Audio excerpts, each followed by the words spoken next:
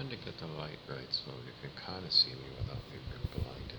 Okay, so it's just the middle of the night, and I just thought of something. It has something to do with all of you people. It's just because I've got an MBA.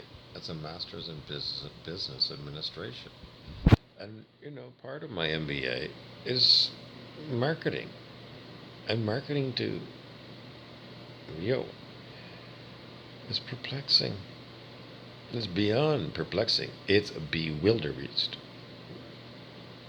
The hour of bewilderbeast was an old record that I had a million years ago. I can't remember who it was. Bewilderbeast. Beyond bewildered is bewildered beast. Because that's what you are. You're bewildered and you're a beast, which means you're not human and you don't use your noggin. It's just that this is the hardest thing for marketing people. You're unpredictable. You're just unpredictable. You just are. Because they try and predict it so that they can make some money on the sale. And you're incredibly difficult people because you're not logical and you're not rational. And even when you're emotional, you're unpredictable as what your emotions are going to do. Because sometimes your emotions are going to make you buy the stupidest fucking thing and we're going to make a fortune. And sometimes your emotions are so fucking screwed up that I have got the best deal and I'm never going to be able to offer this again to you or anybody else. It's just that whatever it was, you're here at the right time in the right place and I'm going to give you whatever it is. And you're going to look at it, and everybody else on the planet is going to go, this is the Price is Right Showcase Showdown. And you refuse to bid. You told Bob Barker, I'm not going to bid on either of your showcases. You got all the way to Hollywood, California, and Burbank, California, wherever the hell that show was.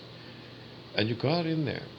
In the audience, and miracles, they picked you, and you went down there, and you, whatever that dollar game is, whatever that first game is, in order to get on stage, and you got on stage, and you won, whatever the game was, and you got all the way to the showcase of Showdown, and there you are, and you refuse to give a bid on the showcases, both of them. You say pass, and then you said pass on the second one. And Bob says, you can't pass on the second one. That's all there is. He says, just give me a number. And you look at him and you just climb up.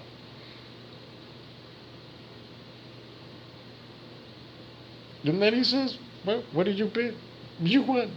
And he looks at you. And he looks at you. And he looks at you. And he says, no one's going to understand you. And that's what it's like for me. Because nothing can motivate you. It's the carrot and the stick is usually the way it's presented.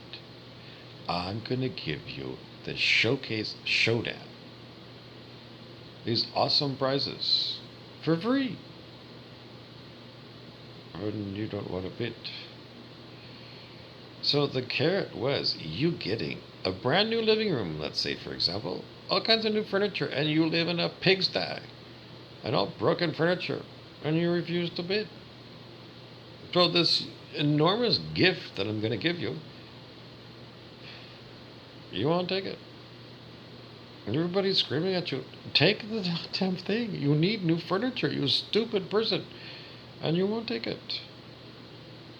It's the best deal ever. And you won't take it. There's no rationale and there's no emotion to it. You refused to take it.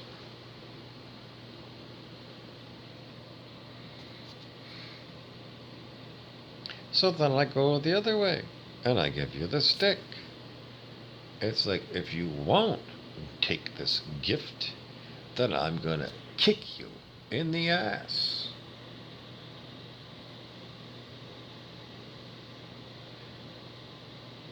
And then you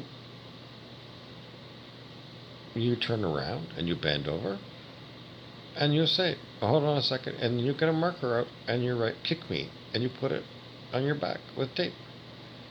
And then you bend over and I kick you.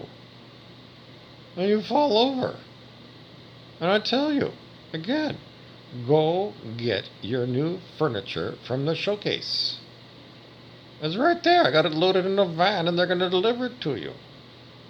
I'll fly you there in a Learjet back home. Take your prizes, and these people will go take your old shit away, and you'll have a brand new stuff in your house. And you just look at me like you don't understand English. And I just kicked you. I told you, go get your stuff. It's yours. It's free. You need it. Your stuff is broken and dirty and filthy. And I kicked you because I really insist that you take this new stuff.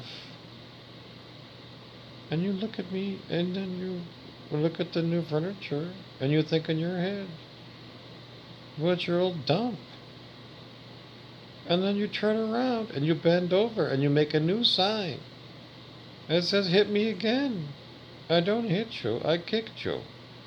Oh, he says a stick, I can't help you out, because it all breaks down. This is the way it always breaks down. Because you're impossible people. I can tell you any story whatsoever, and I never know. I never know. And I simply don't want you to burn forever in the lake of fire. I don't. It's not anything other than that. And you're going to say, repent, and wear your hacky sack cloth or whatever. And because there was a person in Mardi Gras, New Orleans, a million years ago when I was there that was dressed in sackcloth and had a big sign called repent. Oh, what a weirdo. I can't help you out. I've been tortured for 6 fucking years. Is that going to bring on Armageddon? No. The reason they're torturing me is because Armageddon is coming. And it's here. They started torturing me as part of Armageddon. Who created Armageddon? The 1%. Who created all the wars? The 1%. Who tortures me? People that work for the 1%. It's just all the rest of you people that we call the sheeple. I keep telling you, if you raise your consciousness to 540 or higher, you'll have heaven. An end to all of your pain and an end to all of your stupid work. You go on vacation as a healthy young person. Forever. That's heaven. You just got to do a few little things like don't eat meat and stop drinking booze. And then you can start smoking cigarettes and marijuana because those are legal. They really are. Then you could have aspartame and you can have sugar and you can have tea and coffee. But you can't have meat. And I don't want you to drink booze because it's poison. Just do that and you can raise your consciousness to 540. And then you'll have heaven on earth. And I can't get anybody to buy into my story. Even though I've been tortured for 6 fucking years by the devils who don't want you to take the deal because they want to go and see you in horrible pain forever and ever, just like you're in now, because they're the ones that run this world. And that's my dilemma, is that it's heaven, and you don't want it. And I look at me shaking and being jerked around by this evil fucking technology, and I keep telling you, they're going to use it on you. And I can't get any of you to understand. I'm the canary in the coal mine, and you're so fucking dumb. I know, but you're beyond dumb. And I can't possibly convince you. And I'm watching all of you people that I never thought this was going to happen in my lifetime. But it is. And in the end, I don't remember any past lifetimes, so I guess it's the big whoop-de-doo. In one lifetime, you got to do everything, including Armageddon at the end of it, for me.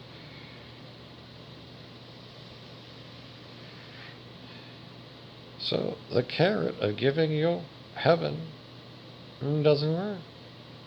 And the stick of you watch a lot of my videos, and you'll see I'm always being beaten up by this vicious, violent terrorist that use this electronic machinery to torture me for years. And I keep telling you my story. And the story is simply the only thing that you can do is raise your consciousness, and when that happens, it happens, and then you'll join everybody else that wants to go to heaven. And we're going to march into heaven together. And the devils are going to march into the lake of fire. But if you don't do anything, and if you're not 540, and nobody is, if you don't do any self-help on yourself,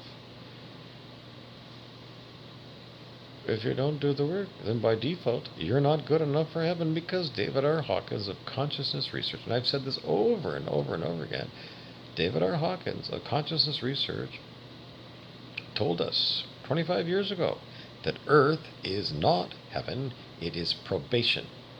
Not exact words, purgatory. It's not probation. Because Brent Beeson the devil keeps saying it's probation, and it ain't. It ain't never going to be probation, because it ain't you going to heaven and being on probation. It's you in purgatory, where you've got to raise your consciousness so that you're fit for heavenly realms that do exist. It's just that you're here in purgatory because you eat meat and you drink booze and you go and do horrible, evil things to other people, because you're mean-spirited and cruel.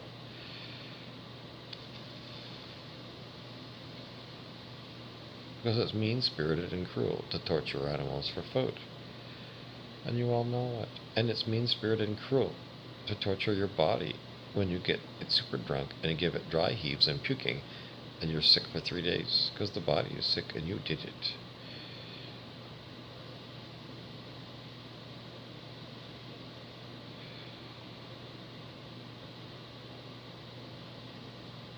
So, I'm back to the carrot and the stick.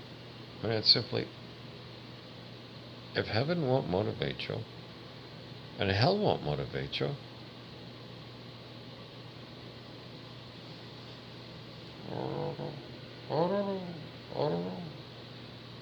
I don't know. I just don't know. I just don't know. I'm never going to be able to fathom the stupidity of the average Joe. I'm just not a good enough. I can't give you anything else to tell you.